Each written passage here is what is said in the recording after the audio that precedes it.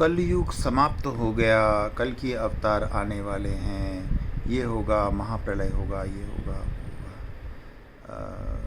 इनको सुनना, समझना बड़ा एक जिज्ञासु बात लगती है, परंतु इसे वैज्ञानिक दृष्टिकोण, ज्ञान के दृष्टिकोण से, ज्ञान यानी विज्ञान, विशेष ज्ञान के दृष्टिकोण से विश्लेषित करना होता है अपने भीतर, ताकि हम कुछ कह सकते हैं। मैं जो कुछ भी कहना चाहूँगा अभी, वो मेरा अनुमान है, मैं सत्य नहीं कहना चाह, मुझे नहीं पता सत्य क्या होगा, जो भी है मेरा अनुमान है। जिसे सब अपना अपना अनुमान लगाते हैं, तो मैंने भी अपना अनुमान लगाया, और डेफिनेटली मैंने ज्योतिषों को भी देखा, विज्ञान को भी देखा है, एस्ट्रोनॉमी को भी देखा है, और अपनी बुद्धि भी लगाई है सब तरह से। तो सभी मेरे लिए इस क्षेत्र के लिए मेरे गुरु तत्व हो गए। जैसे न्यूटन ने, एडिसन ने बल्ब बनाया था, और उसके बाद में अभी कितनी एलईडी वगैरह कितना विकास हो गया, लेकिन गुरु तो एडिसन ही हुआ ना, भले ज्ञान कम हो, जो भी है। जब एडिसन से ही हमने शुरू किया, तो अब हम आगे बढ़ते हैं। सतयुग, कलयुग, त्रेता युग, द्वापर युग, सब लाखों वर्षों में अनुमान लगाते हैं। कलयुग की समय 4,32,000 वर्ष कहते हैं, और सतयुग की, त्रेता युग की, सबकी मतलब लाखों में ही है, कम नहीं है सबकी। अब यहाँ पर यह है कि प्रभु श्री राम को द्वापर युग, हम द्वापर युग से बात करते हैं। प्रभु श्री राम को देह छोड़े, शरीर का त्याग किए 7,033 वर्ष हुए, और उसके बाद श्री कृष्ण को 5,125 वर्ष हुए। मतलब, और अभी जो चल रहा है, कलयुग चल रहा है, कलयुग को करीब 5,000 कुछ 125 वर्ष हो गए, क्योंकि यही अनुमान लगाया जाता है कि कृष्ण के शरीर छोड़ते ही कलयुग आरंभ हो गया था। तो उसी तरह से प्रभु श्री राम के शरीर छोड़ते ही त्रेता युग आरंभ हो गया था। तो उस आधार पर त्रेता युग, ये सब 4-5 हज़ार वर्षों में पूरे हो गए। फिर ये लाखों की गणना कैसी? दरअसल हमें हमारी बुद्धि को जड़ कर दिया, कुंदा कर दिया गया है। हमारा विज्ञान इतना विश्लेषित, इतना श्रेष्ठ, इतना उत्तम है, हम किसी भी चीज़ का आकलन कई आयामों से करना चाहिए हमें। जैसे हम भार प्रमाण कहते हैं, कि हम कहते हैं ना कि हम 1,000 किलो का कोई लोहा इतने ऊंचाई से इतनी नीचे इतने फेंकेंगे, तो जितना वज़न होता है वो भार प्रमाण, इसका कोई अनुमान सटीक नहीं होता। उसी तरह से हम कहते हैं प्रकाश वर्ष। अब प्रकाश में वर्ष कहाँ से आ गया? लाइक एक वर्ष में एक लाइट कितनी दूर तक जा सकती है, उतना। उसी तरह से हमारे कई सारे अनुमान किए जाने, सागरोपम भी कहते हैं जैन साहित्य में। सागरोपम मतलब एक सागर में जितनी बूंद होगी, अनुमान लगाया गया। तो उसी तरह से मात्रा को अब इसको हम एक और आयाम लेते हैं। भस्मासुर को शिव ने वरदान दिया। वरदान किसी की तप से अपने हम किसी चीज़ को महत्वाकांक्षा पालते हैं और हमारे अंदर से जागृति होती है, तो ईश्वरीय आशीर्वाद मिलता है।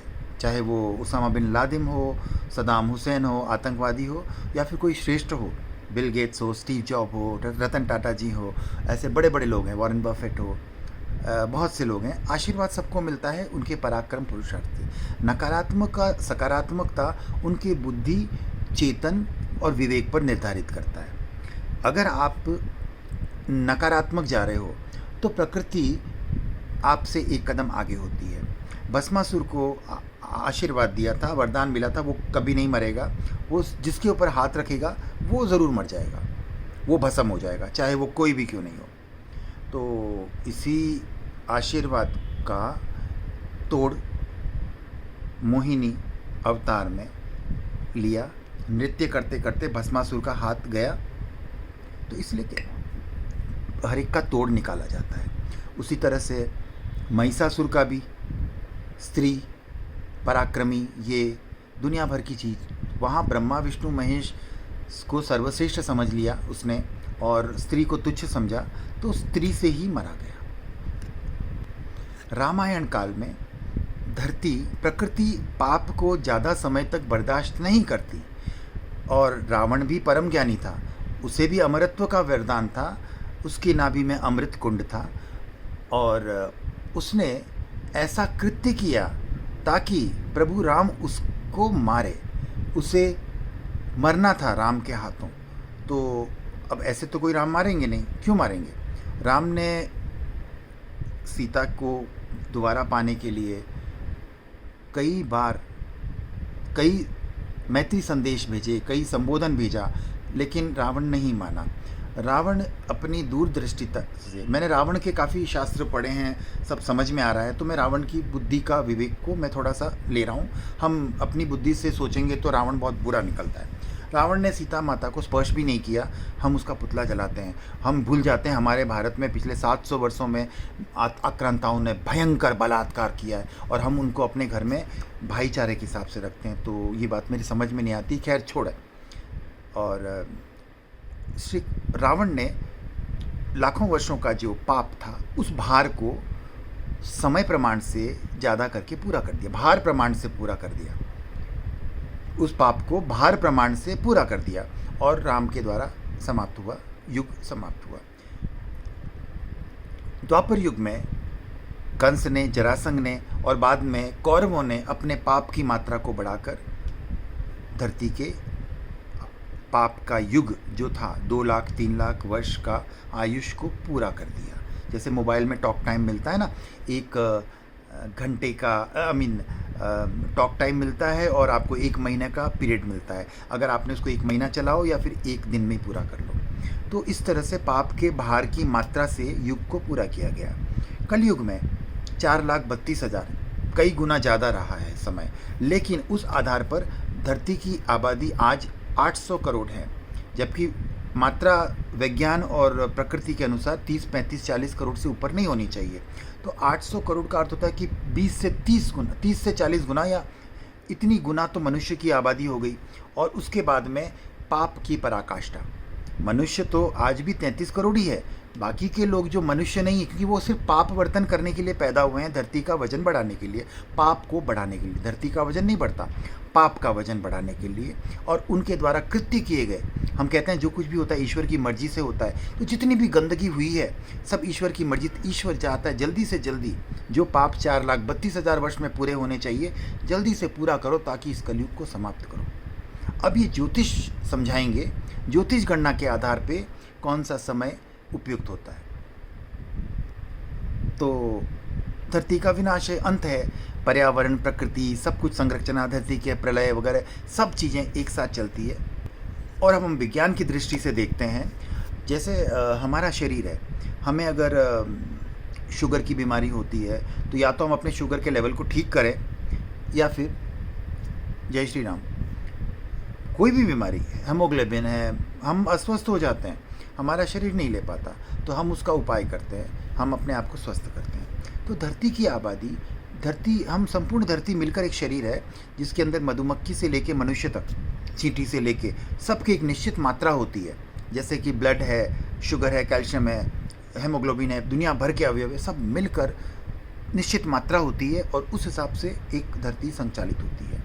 अब यहाँ पर संचालन में सबकी मात्राएं बढ़ चढ़कर समाप्त हो रही है। अगर हम लोगों ने आबादी प्रमाण से इसको नियंत्रित नहीं किया, तो विनाश तो होना ही है।